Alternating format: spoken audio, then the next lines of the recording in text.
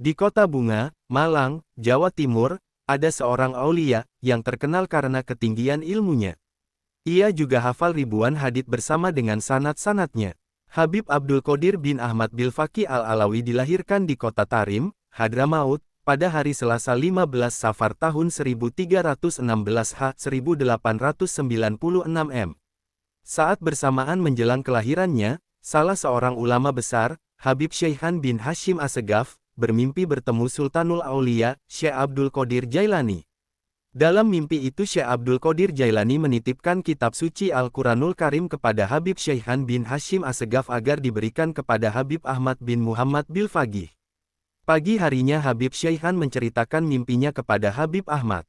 Habib Ahmad mendengarkan cerita dari Habib Syaihan, kemudian berkata, "Alhamdulillah, tadi malam aku dianugerahi Allah SWT seorang putra. Dan itulah isyarat tawil mimpimu bertemu Syekh Abdul Qadir Jailani yang menitipkan Al-Quranul Karim agar disampaikan kepadaku. Oleh karena itu, putraku ini kuberi nama Abdul Qadir, dengan harapan, Allah SWT memberikan nama makam dan kewaliannya sebagaimana Syekh Abdul Qadir Jailani."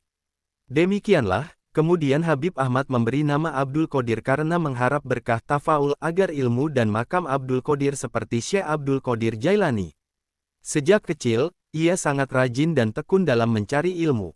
Sebagai murid, ia dikenal sangat cerdas dan tangkas dalam menerima pelajaran. Pada masa mudanya, ia dikenal sebagai orang yang mempunyai perhatian besar terhadap ilmu dan menaruh penghormatan yang tinggi kepada guru-gurunya. Tidaklah dinamakan mengagungkan ilmu bila tidak memuliakan ahli ilmu, demikian filosofi yang terpatri dalam kalbu Habib Abdul Qadir. Pernah suatu ketika di saat menuntut ilmu pada seorang mahaguru, ia ditegur dan diperingatkan, padahal Habib Abdul Qadir waktu itu pada pihak yang benar. Setelah memahami dan mengerti bahwa sang murid berada di pihak yang benar, sang guru minta maaf. Namun, Habib Abdul Qadir berkata, "Meskipun saya benar, andaikan Paduka memukul muka hamba dengan tangan Paduka, tak ada rasa tidak menerima sedikit pun dalam diri hamba ini." Itulah salah satu contoh keteladanan yang tinggi bagaimana seorang murid harus bersopan santun pada gurunya. Guru-guru Habib Abdul Qadir, antara lain, Habib Abdullah bin Umar As-Syatiri, Habib Alwi bin Abdurrahman Al-Masyhur, Habib Abu Bakar bin Muhammad Assegaf, Habib Muhammad bin Ahmad Al-Muhdor, Syekh Segaf bin Hasan Al-Aidrus, Syekh Imam Muhammad bin Abdul Qadir Al-Katani, Syekh Umar bin Haridan Al-Maghrobi, Habib Ali bin Zain Al-Hadi, Habib Ahmad bin Hasan Al-Atas, Habib Ali bin Muhammad Al-Habsi, Syekh Abu Bakar bin Ahmad Al-Khatib, Syekh Abdurrahman Bahurmus. Dalam usia yang masih anak-anak, ia telah hafal Al-Quran.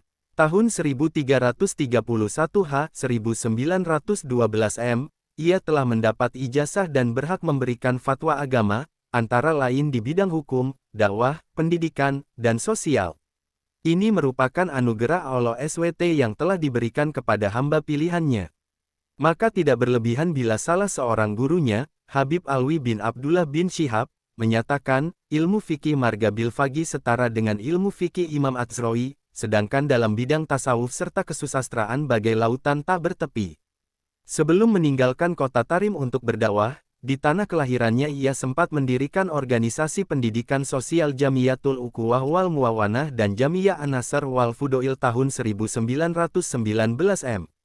Sebelum berhijrah ke Indonesia, Habib Abdul Qadir menyempatkan diri beribadah haji dan berziarah ke makam Nabi Muhammad SAW.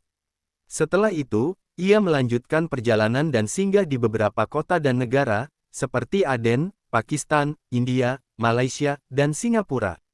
Di setiap kota yang disinggahi, ia selalu membina umat, baik secara umum maupun khusus, dalam lembaga pendidikan dan majelis taklim. Tiba di Indonesia tepatnya di kota Surabaya tahun 1919 M 1338 H dan langsung diangkat sebagai Direktur Madrasah Al-Khairiyah.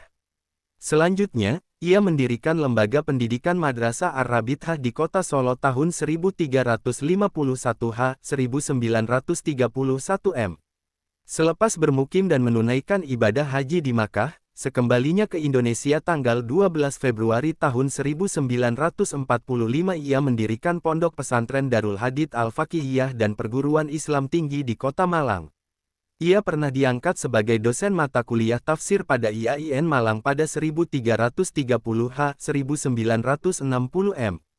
Keistimewaan Habib Abdul Qodir adalah, ia ahli ilmu alat, nahwu, saraf, mantik, ilmu kalam, serta ma'ani, bayan, dan badi. Tiga yang terakhir merupakan bagian ilmu sastra. Dalam bidang hadits, penguasaannya adalah bidang riwayat maupun dirayah, dan hafal ribuan hadits. Di samping itu, ia banyak mendapat hadits al-musalsal, yakni riwayat hadits yang tersambung langsung kepada Rasulullah SAW. Ini diperolehnya melalui saling tukar isnad, saling menukar periwayatan hadits dengan Sayyid Alwi bin Abbas al-Maliki saat berkunjung ke Makkah. Sebagai seorang ulama yang menaruh perhatian besar dalam dunia pendidikan, ia juga giat mendirikan taklim di beberapa daerah, seperti Lembaga Pendidikan Guru Agama di Sawangan, Bogor, dan Madrasah Darussalam Tegal, Jawa Tengah. Banyak santrinya yang di kemudian hari juga meneruskan jejaknya sebagai mubaligh dan ulama, seperti Habib Ahmad Al-Habsyi Ponpes Ar-Riyad Palembang, Habib Muhammad Ba'abud Ponpes Darul Nasyiin Malang, Habib Syekh bin Ali Al-Jufri Ponpes Al-Khairat Jakarta Timur KH. Alawi Muhammad Ponpes Taroki Sampang, Madura. Perlu disebutkan, Prof. Dr. Quraisy Shihab dan Prof. Dr. Alwi Shihab pun alumnus pesantren ini. Habib Abdul Qodir wafat pada 21 Jumadil Akhir 1382 H tanggal 19 November tahun 1962 dalam usia 62 tahun. Kala saat-saat terakhirnya, ia berkata kepada putra tunggalnya, Habib Abdullah, lihatlah, wahai anakku. Ini kakekmu, Muhammad SAW, datang. Dan ini ibumu, Sayyidatunal Fatimah, datang.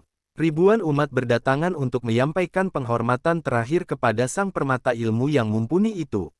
Setelah disemayamkan di Masjid Jami Malang, ia dimakamkan di Kompleks Makam Kasin, Malang, Jawa Timur.